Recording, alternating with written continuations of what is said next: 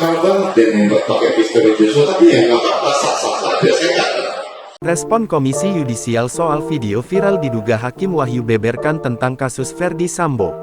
Komisi Yudisial KY angkat bicara terkait beredarnya video diduga Hakim Wahyu Imam Santoso, Ketua Majelis Hakim kasus pembunuhan Nofriansyah Yosua Huta Barat alias Brigadir J. Video tersebut viral setelah diunggah akun TikTok @pencerahkasus. Dalam video itu, pria diduga Wahyu sedang curhat dengan seorang wanita.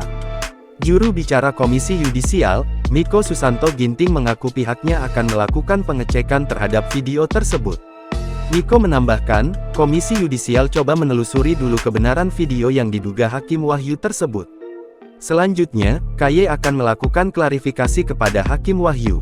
Pengadilan Negeri Jakarta Selatan sebelumnya juga menanggapi soal video yang beredar diduga Hakim Wahyu sedang curhat dengan seorang wanita terkait perkara Verdi Sambo. Ya, masuk akal banget dan nembak pakai pistol Joshua, tapi ya nggak apa-apa, sah-sah saja, saya nggak. Dia harus dia ngaku kan, saya bilang. Betul. Mas Wahyu ngomong gitu. Saya tidak butuh pengakuan. Betul. Saya tidak butuh. Itu kan bisa dinilai sendiri. Iya. Supaya itu kan hanya supaya membuat.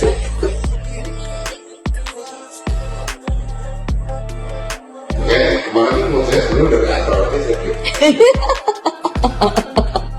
Penjabat Humas PN Jaksel Juyamto menyebutkan, pihaknya belum bisa memastikan kebenaran video yang disebut menampilkan rekaman Hakim Wahyu sedang membicarakan kasus pembunuhan Brigadir J yang menjerat Verdi Sambo kepada seorang wanita seperti diberitakan. Dalam video itu, diduga Hakim Wahyu cerita soal kasus yang ditanganinya dengan terdakwa Verdi Sambo kepada seorang wanita.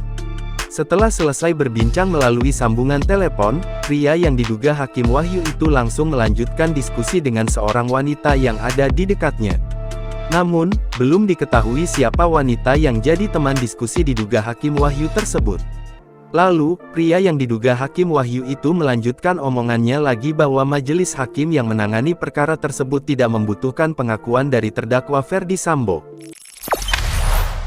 Jangan lupa subscribe, share, komen, dan like ya!